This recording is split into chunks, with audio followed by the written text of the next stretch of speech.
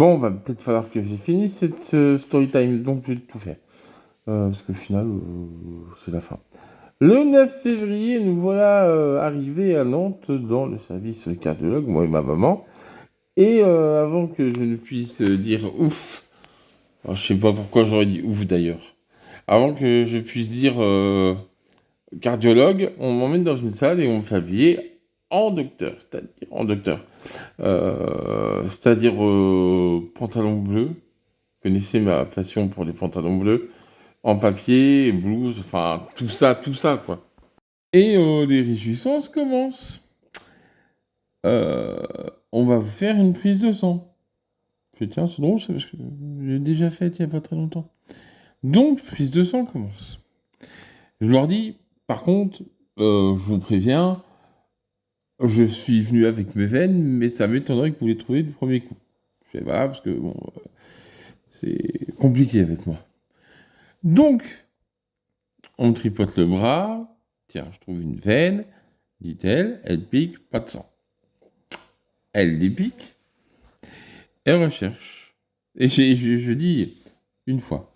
Elle recherche, pof, je trouve une veine, pique, pas de sang. Je fais 2 fois. Elle le prenne bien, du coup, donc je fais, voilà. Elle va chercher son infirmière, elle change de bras. Bon, bref, elle m'a piqué 4 fois avant d'avoir du sang. C'est pas mal, c'est pas mal. C'est pas un record, mais c'est pas mal. Donc je sors avec mes 2 bras et des pansements, la tête. Du coup, on attend. Alors on attend longtemps. On est arrivé sur les coups de 10h, 10h30. On attend. Je suis censé passer à 12h30, 12h40. Donc je me dis, bah ça va être rapide. 5-6 heures, on est sorti. Spoiler alerte, on n'est pas sorti à 6 heures. Et je vois les gens partir. Parce que j'étais pas le seul à être opéré. Et donc les gens qui sont arrivés avant moi, forcément, partent avant moi. Et puis au bout d'un moment, je suis tout seul dans la salle d'attente. Je me dis, ça va être mon tour. Un gars arrive et il est prêt avant moi. Je me dis, ça va pas être mon tour. Ma maman décide de dire, j'en ai marre de rester là. Donc elle a été faire un tour, je sais plus, à Ikea ou autre. Et puis voilà. Je fais, bah vas-y, de toute façon, je t'appellerai quand je serai sorti. Et puis voilà. Finit par me prendre vers, j'ai pas envie de vous dire de bêtises, 2 heures, je crois, 2 heures, 2 heures et demie. Voire même, oui, ça doit être ça, à peu près. Et donc, je descends en salle opératoire et j'attends encore. Bon, j'attends quoi? Un bon 20-25 minutes. Donc, je vois les gens passer devant moi, les cardiologues passer devant moi, et bah non, c'est pas. Bon, bref. On vient me chercher. Alléluia! Donc, on va me chercher, monsieur Tigé, c'est à vous. Je fais, bon, bah, c'est cool. Allongez-vous. Donc, il m'allonge sur un brancard et il m'emmène dans une salle qui est censée, qui est la salle opératoire, face à une porte qui donne dehors. Bon, ça doit être la porte, je ne sais pas de quoi, mais il faisait un froid de canard. Ça a son importance pour la suite.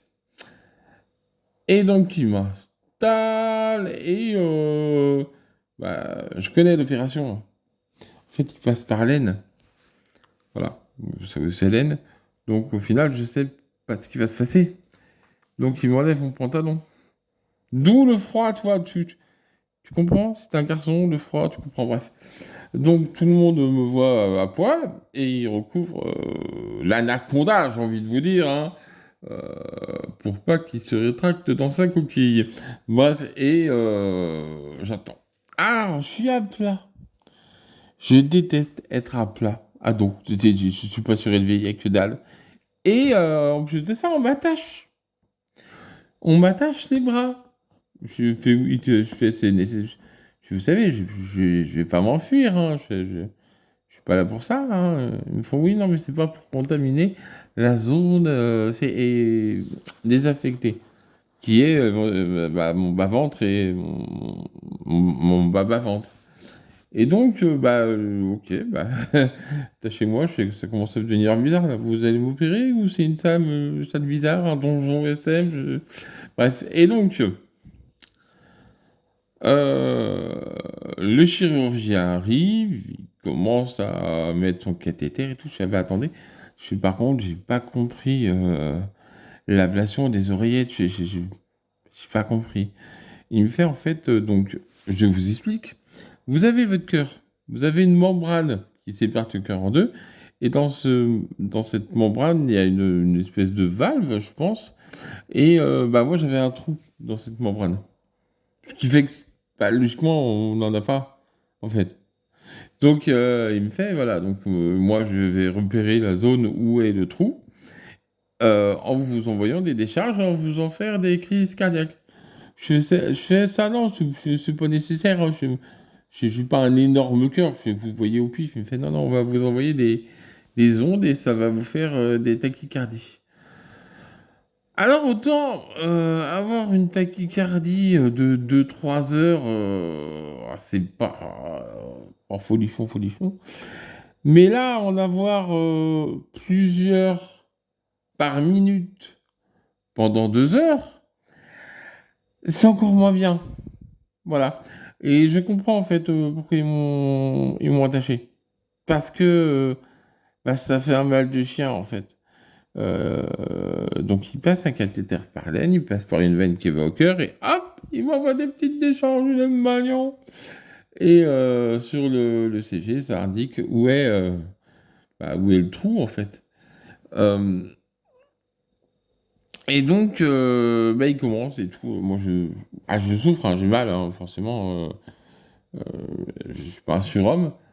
Et il voit que j'ai mal de plus en plus, on me brumise la tête parce que j'ai chaud et on me met de l'antalgique. Jusqu'au moment où et là, parfait, l'infirmière me fait: «Est-ce que vous voulez de la musique?» Je fais: «Ah oui, s'il vous plaît». Je fais: «Mettez-moi de la musique, ça va être très bien». Elle me fait: «Vous voulez quoi?» Et là, je ne sais pas si vous me connaissez, mais mon groupe préféré, je mets: «Bah, mettez-moi du Linkin Park», parce que c'est mon groupe préféré, Linkin Park. Et du coup, j'ai fini, l'opération, avec du Linkin Park. C'était chouette.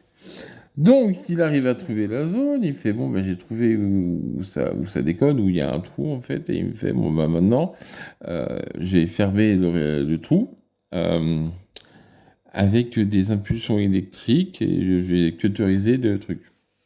Je fais: «Bah, ouais, d'accord». Je fais: «Bah, je fais: «Au pire, je suis plus à ça près». Je lui dis même: «Ce serait bête de s'arrêter là. Je continuons-en». Et il me fait: «Bon, ça va être plutôt rapide et tout». Ça a pas été rapide du tout et continue à me prendre des charges pour savoir si, ça buggait toujours et où ça a buggé un moment et au bout d'un moment, il vient me voir, il me fait: «Est-ce qu'on vous a parlé des médicaments?» Je fais: «Non». Je fais: «Pourquoi?» Mais il me fait: «Parce que là, c'est compliqué». Je fais: «Ah ouais, non, mais là», je fais: «Moi, je veux pas de médicaments». Je fais: «Enfin, je suis désolé, mais je suis là depuis plus de 2 heures». Je fais: «Faites quelque chose, j'ai pas fait tout ça pour rien». Donc il recommence et à un moment, on m'envoie une décharge, je la sens, mais pas de tachycardie. Elle s'arrête d'elle-même, toute seule, comme une grande. Et là, il me dit: «Bon, bah, c'est bon», il enlève son matériel et puis il me fait: «Par contre, l'opération qu'on vous a fait, enfin l'intervention qu'on vous a fait aujourd'hui, normalement est suivie d'une pause de pacemaker car ça abîme votre cœur». Et donc j'ai dit: «Oui, mais j'ai un pacemaker». Il me fait: «Oui, donc il faudra le changer, de toute façon dans 1 à 18 mois». Donc je pense que je me ferai opérer peut-être l'année prochaine, heu, pour changer de pacemaker. Me voilà remonté et comme j'ai dit que je sortais pas à 7 heures, il est bientôt 20 heures. Le service est vide et je remonte, voilà. J'ai le droit de manger parce que j'étais à jeun. Ah oui, on fait des prises de sang. Donc j'ai un café, un yaourt et des petits gâteaux. Ouais, bah, j'aurais préféré, je sais pas moi, un cassoulet ou, un kebab, j'en sais rien. Donc voilà et ma maman, m'attendait. Donc je me fais engueuler parce que je suis remonté trop tard, sauf que, bah, c'est pas de ma faute. Et au final, nous rentrâmes et puis, tout va bien. Le lendemain, je me réveille, tout va bien. Donc à part, les crises de tachycardie qu'ils m'ont donné, bah, c'était cool, en fait. Enfin, voilà. Moi, je me dis, c'est réglé, ce problème. Bah non. Bah non. Alors, j'ai eu d'autres crises de tachycardie. Pas longues, pas quoique, mais pas douloureuses. Moins importantes que ce que j'avais avant. Donc, au final, je m'en fiche un peu. Mais j'en avais quand même plusieurs fois par semaine. Des petites crises comme ça qui me popaient comme ça de temps en temps. Et puis voilà, ça passait. Voilà. Là, ça fait, on est au mois de mai, donc ça fait peut-être un mois, je touche du bois et de la peau de singe, où je n'ai plus de petites crises de tachycardie. Où j'ai fait pas mal d'efforts, j'ai déménagé mon frangin, j'ai marché, voilà, bref. Aucune crise de tachycardie, donc Inch'Allah, j'espère que ça va durer. Aujourd'hui, voilà, je sais que je vais devoir me faire réopérer pour me faire enlever et remettre un autre pacemaker, je sais pas quand, mais le plus tard possible. Et voilà, je ne sais pas d'où vient cette malformation. J'espère que j'en ai pas d'autres. Bon, je pense pas, parce on a un seul cœur. Et bah, je continue ma vie, de faire. Et j'ai envie de vous dire la suite au prochain épisode. Mais il n'y aura pas d'épisode. Donc voilà, cette story time est terminée. Voilà, fallait que je la fasse parce qu'on m'a tanné, on m'a dit tu finis pas ta story time.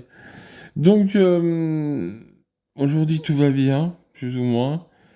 Voilà. Donc il y aura encore une dernière vidéo parce que je voulais finir sur la fin de Marcel Pagnol. Donc une longue vidéo où je dis la fin de Marcel Pagnol et après ce sera fini. C'était Teddy, merci.